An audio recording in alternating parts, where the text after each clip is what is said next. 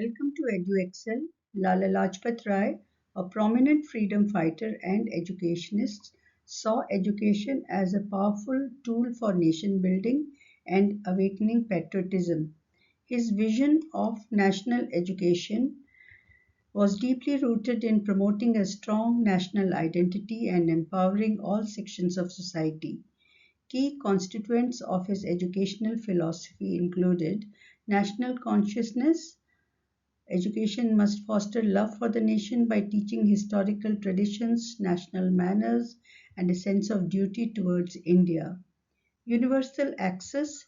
He insisted on free and compulsory education for all children, including girls and marginalized communities, to build an intelligent and efficient citizenry. Balanced curriculum. Education should combine intellectual learning with physical development, vocational training, and moral education, aiming to prepare students for active and productive roles in society.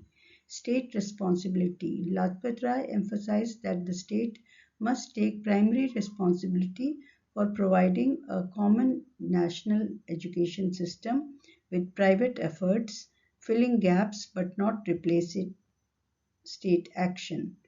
Holistic development. Beyond book knowledge, education should nurture character, individual responsibility, and social awareness to create proactive citizens with practical skills. Universal education of the best modern type was an essential constituent of the national education and an absolute necessity for the future greatness, prosperity, and security of India. It must be provided for by the state and should be the first charge on its revenues. Education, he noted, did not consist in imparting certain amount of book knowledge and teaching of the three R's. It entailed providing for physical development of the young and the general health of the child, including feeding if necessary. In his book Evolution of Japan and Other Papers, Lajpat Rai suggested that along with the physical education and games, the teaching of rudiments of self-defense to them was also necessary. Furthermore, it was the duty of the state to bring up and educate them with a view to helping them become more efficient, intelligent, and prudent citizens, and the state should be made to fulfill this obligation regardless of the capacity or willingness of the parents. He favored the idea of having an all India agency in education to lay down the general outlines of the scheme of national education in India. However, it might leave the actual working out of details.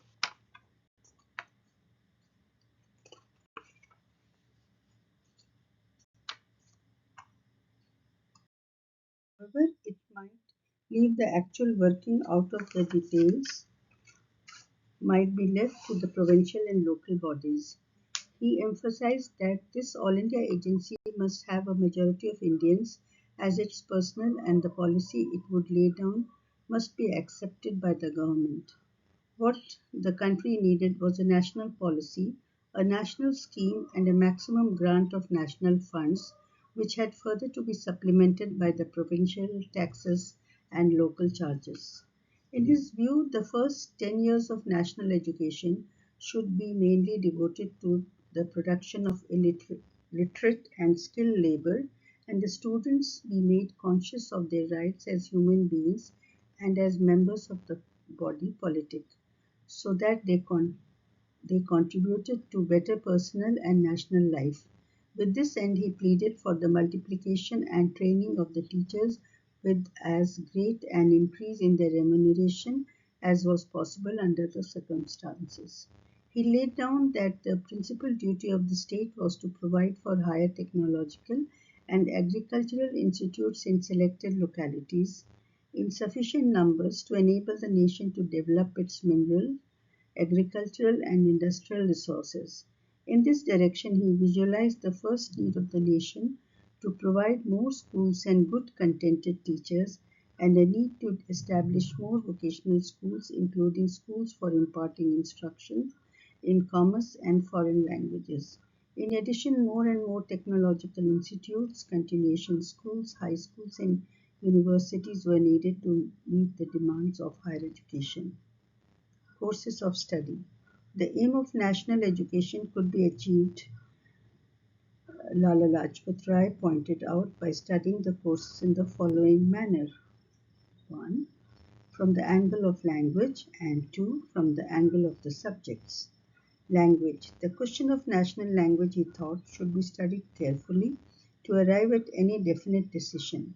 The choice lay between Hindustani and English. He categorically stated that adoption of the latter would be of great hindrance in the speedy dissemination of knowledge, which the country was urgently in need of. The country, he believed, would readily adopt Hindustani as the future national language of India if the Hindus and the Mohammedans came to an agreement on the question of script. The adoption of Hindustani as a national language was not going to affect the provincial vernaculars in any way, because these must continue to prevail as the medium of instruction in the primary schools of each province. He proposed that Hindus and Muslims, until they agreed Hindustani, should be taught as an all India language on the common script both in Devanagari and Urdu script. For the first 4 years of a child's life, no other language should be thrust upon him. Every province should recognize its principal vernaculars as the medium of instruction. The local dialects should be discouraged for the purpose. English should be compulsory in the second half of the elementary school period, but only as a language and not as a medium of instruction. The object should be to lay the foundation of a working knowledge of English as a language of communication and commerce, as distinguished from its literary side. Other important foreign languages should also be taught, because all the advanced knowledge of modern sciences were embodied in these languages. For Indians to become modern and progressive, he believed the knowledge of these languages was most important. Such a course would bring them immense benefits. Lajpat Rai did not hide his reservations against Sanskrit to be made a medium of general education. He did applaud its value for the purposes of historical research and even as a language of culture. He also considered it indispensable for enriching the vocabulary of their vernaculars, but thought it senseless to him to use it for practical purposes of life or to impose it on the pupils. For him to compel them to devote a greater part of their school time in studying a complicated and difficult ancient language like Sanskrit would be a flagrant misuse of their energy and bound to harm the general efficiency of that most promising human resource of the nation. Iron, iron, iron, Ironically, he pointed out, there were no dearth of the pious donors who made endowments for popularizing the study of Sanskrit or for imparting religious instructions in cradle form, but when it came to making their own children and nephews devote their time to study Sanskrit, they held back. Citing the example of America and Europe, he observed they were dropping the study of Greek and Latin, except for the limited few who aspired to study to a career of literature. Likewise, India too should do the same with Sanskrit. He firmly believed that educational system had to be so attuned as to make education available to all in their own language, and to use the same to promote it at the same time the ideals of nationalism and cosmopolitanism. The mother tongue or the language to be employed for communication purpose should be both a great divider and a great unifier. Its great potential for the promotion of the national integration and cosmopolitan outlook should be fully tapped and harnessed. He visualized that in the name of Indianization there might arise a movement to revive Sanskrit as the national language of India and medium of instruction in higher classes. He expressed himself totally against such a move, for his preference was for a language which had all the knowledge of modern sciences, arts, and commerce that was fast growing in the world. As he remarked,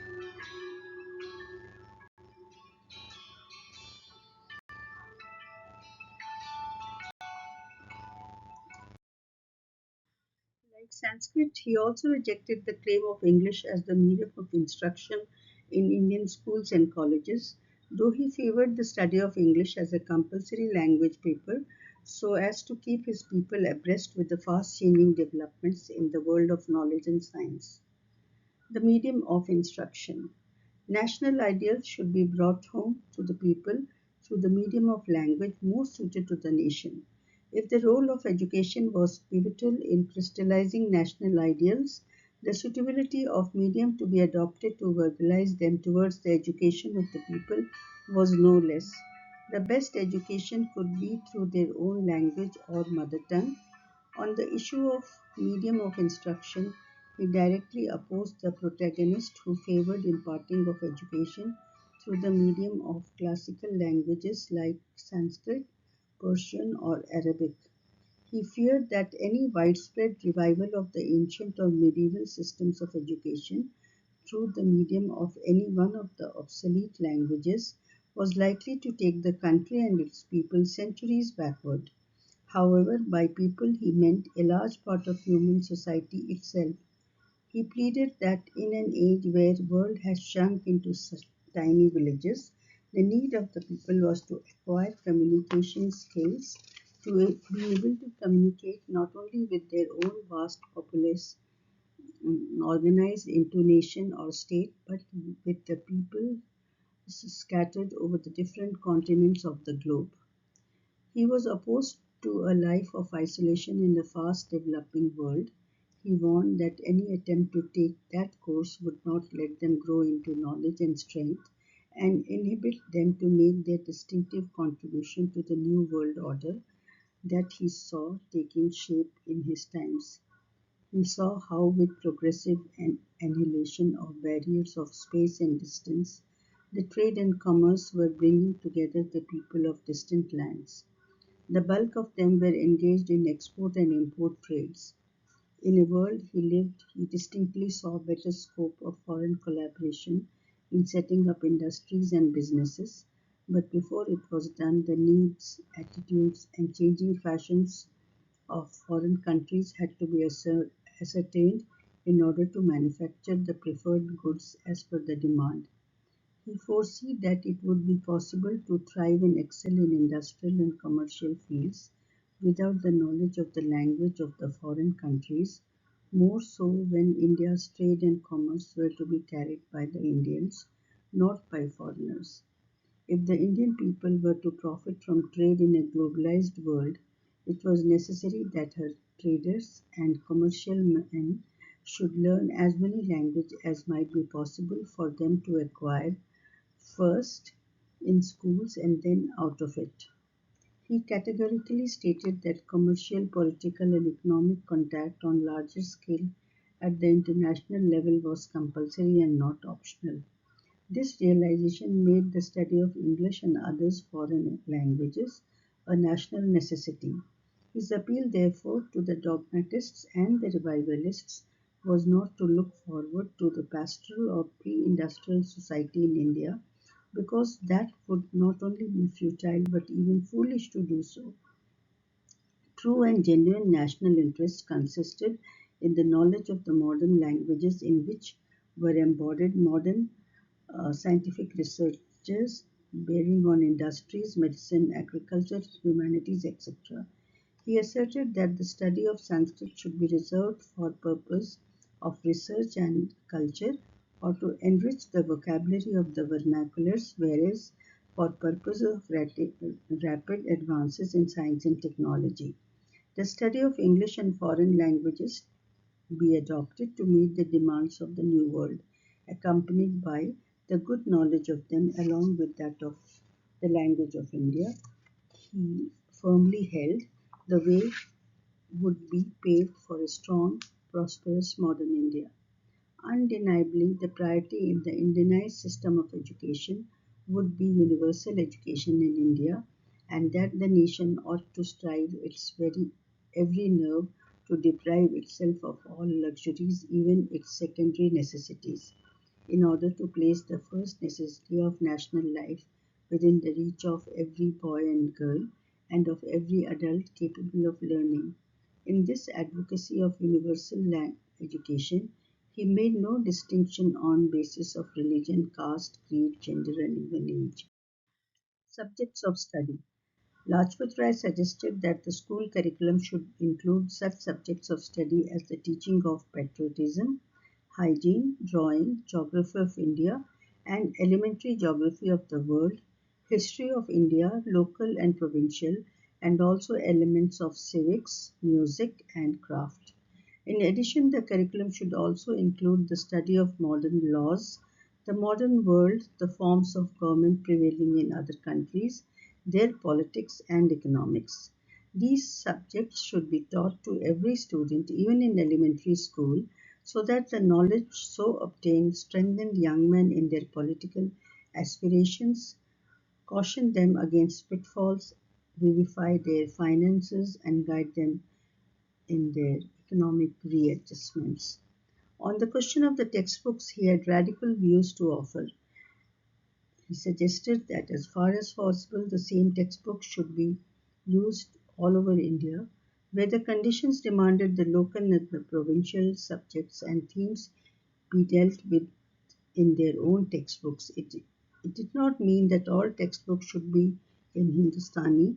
Rather, whatever and wherever needed, they should be written in recognized provincial vernaculars in very easy and simple language. However, the printing of textbooks should be state monopoly so that the practice of profiteering from the sale of textbooks was discouraged.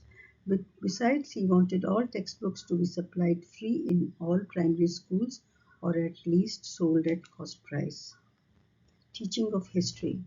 Agreeing with Alexander Pope, Lajpat Rai declared that there was much truth in saying that for man the best subject of study was man. In his saying, the word man did not mean any particular man, but man as a being. Since a man's life was very short, he could know about very few people by direct contact, but through books and newspapers and travels, he learnt a lot about men and events.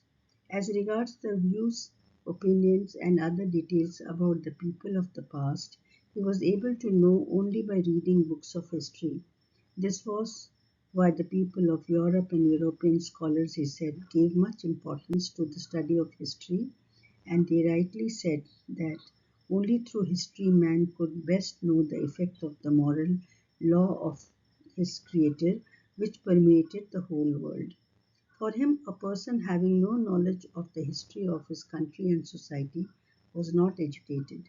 It was desirable for every man or woman to be familiar with the history of the religion and customs and moral and social political developments of their community and their people. It was their duty to know what underlay the existing state of things and how those factors emerged because only they would succeed in improving the existing conditions.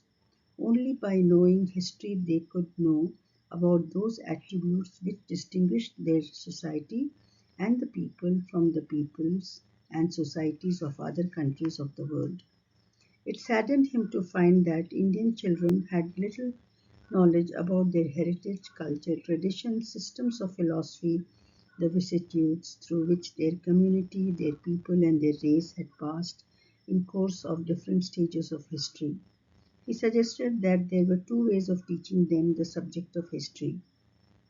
First, it could be taught through historical accounts and stories which were made part of the curriculum in primary schools, and second, through textbooks of history. The books he saw prescribed for primary schools contained very little of history, and in the history books in general there were very little information about the Hindu period. The result was that students received modern education, knew very little about their own community and their past. They had no idea as to what forces had shaped their present and what were shaping their future, and even whatever they knew that was not correct. He firmly believed that if the people of his country had adequate knowledge of the history of their past civilizations, uh, achievements, they would not only be able to discern many of their defects and shortcomings, but would also be able to find ways to remove them. There was a time, he lamented, when his people were fond of reading and writing, so much that they were able to develop a highly rich recorded tradition and cultural heritage. But now a large section of the society did not even know how to read and write. Indian history had periods when the people always spoke the truth, and telling lies, giving false evidence, and cheating and deception were regarded as uh, sins and were very much looked down upon. Referring to the state of decline in their moral stature, he pointed out that it was the British intelligence presiding over their destiny who considered Indians to be liars. Similarly, their bravery, gallantry, external and internal purity, and honesty, all such qualities had diminished and they had been reduced to their present degrading position. Admittedly, if their children were given the real and authentic accounts of their culture and civilization, the glorious traditions of how their community and race, then on growing up, they would try their best to follow the path shown by their ancestors. Besides, they would also try to shun those evils which had been the cause of their present downfall, which they were preventing them from emulating the example of their ancestors and building upon their past achievements. He continued to argue that even after several centuries during the present British rule, light had been thrown on the ancient history of Aryans.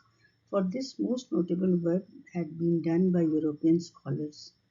Though many Indian scholars had also been participating in the enterprise since long, it were British scholars who labored with much greater zeal and perseverance.